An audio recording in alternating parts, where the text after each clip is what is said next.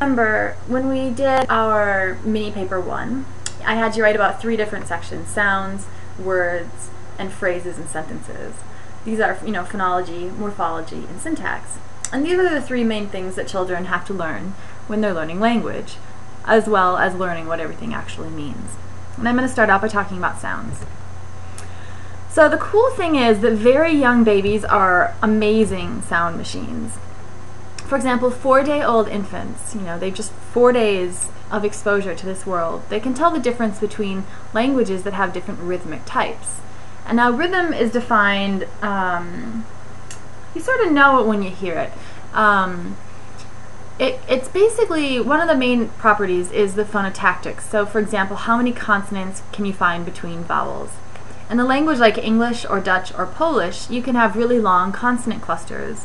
Like the word strength ends with several consonants at the end. And in other languages like Spanish and Italian, you don't get as long of consonant clusters. So this adds to sort of the rhythmic feel of the language. English, Dutch, and Polish with the long consonant clusters, Spanish and Italian with the shorter consonant clusters or no consonant clusters.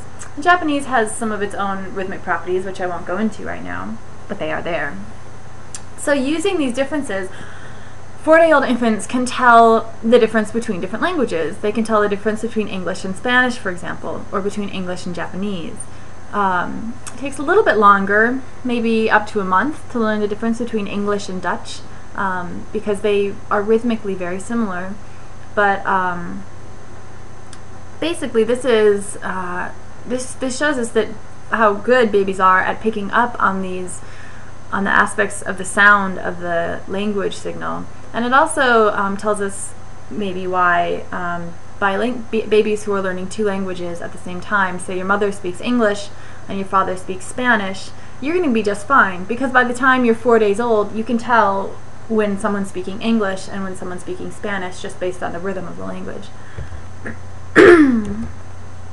So, we'll get to chinchillas in a second.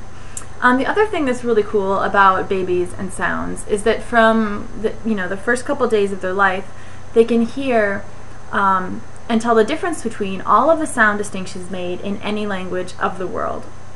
So what I mean by this is, in English, for example, we can say tie and die with a T or a D. Those are both alveolar stops, T and D, and they differ on voicing. T is voiceless and D is voiced. And babies can tell the difference between tie and die, between T and D, when they're first born.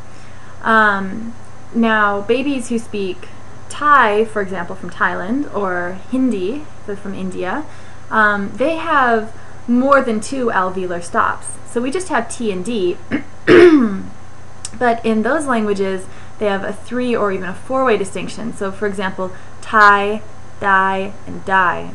Now, for us, those last 2, die and die, probably sound pretty much the same, and I'm not even that great at saying them, but to an English adult speaker, those sound the same. To someone who speaks Thai, however, they would sound different. And also to babies from any country, from any language in the world, they can tell the difference between all of the different sounds used by all of the languages of the world. Now, this is an ability that we lose by the time that we're about 10 months old. So in those first 10 months of your life, you're really specializing, narrowing down what's actually important for your language. If you keep paying attention to all those tiny little differences between sounds that different languages can use, you're going to miss the generalizations that are important for your language. Now, interestingly, chinchillas, which are these cute little sort of rabbit-like creatures, can do the same thing. Now, what does that mean, that chinchillas and babies can tell the difference between all of the sounds of the world's languages? Does it mean that chinchillas have human language? No. Chinchillas, even though they're great with these sounds, they can only learn a very limited number of words, and they don't have any syntactic abilities at all. They can't order them. As we talked about when we talked about animal communication, we haven't been able to find evidence of any animal besides humans that are able to actually put words together to make sentences or have any kind of syntax. So what does it mean then? Well, it means that these sounds, that our ability to perceive these sounds is something that's based on our auditory system, on our ear, how our ear works, how our brain processes sound. So, but then as our language abilities increase, that changes how we actually perceive things. So that's pretty cool. Alright, so that's how they understand, that's how they hear the sounds. How do they actually learn how to say them? Well, you know, at first babies can't say a lot because their vocal apparatus is not completely developed. But we all know that eventually babies start to babble, and this peaks probably around 6 months of age. And what they're doing when they're babbling is they're practicing. They hear adults speaking, they know that, you know, this language thing seems pretty cool, and so they start practicing by first making the sounds. And the first babbled sounds are those that are found most commonly in languages around the world, and these are listed here.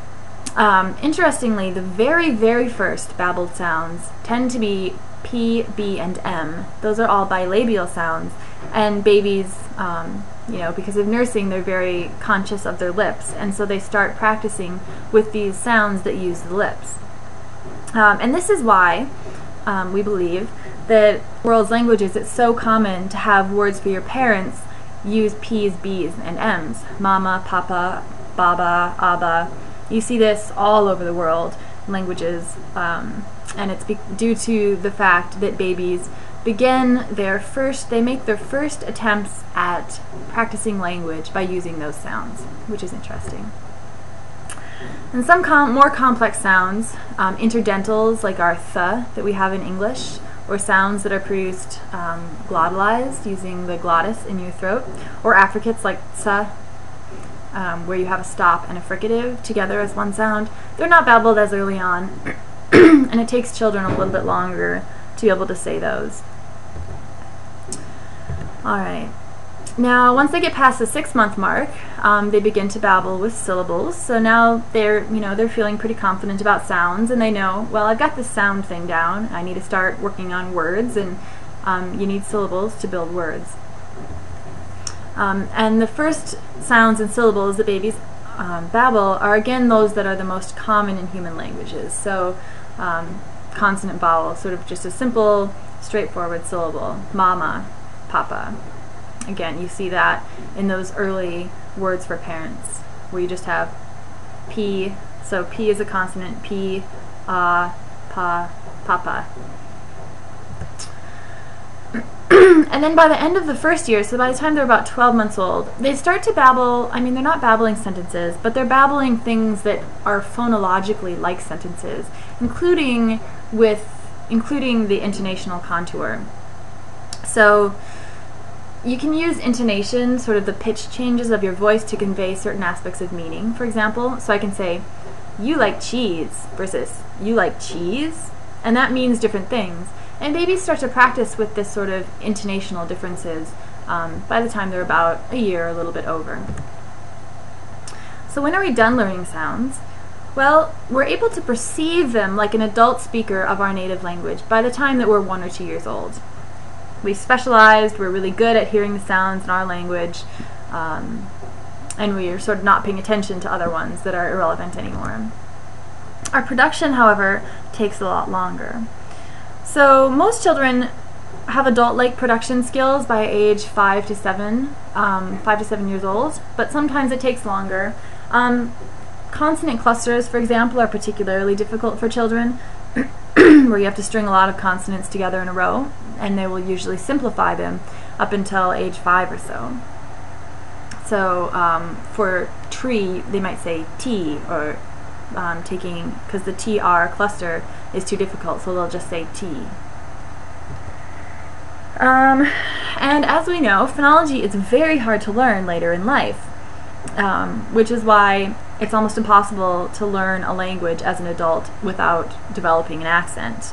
It's also why, if you're ever talking to someone who is from a country where they speak a different language, and you're trying to pronounce their name, and they'll say it, and then you repeat it back, and you think it sounds, perfect, and they laugh at you and say, no, not this, this, and you can't hear any difference. because our phonology, those abilities, really, our ability to learn that well, really shuts down in the first couple of years of life. Alright, so next lecture will be words.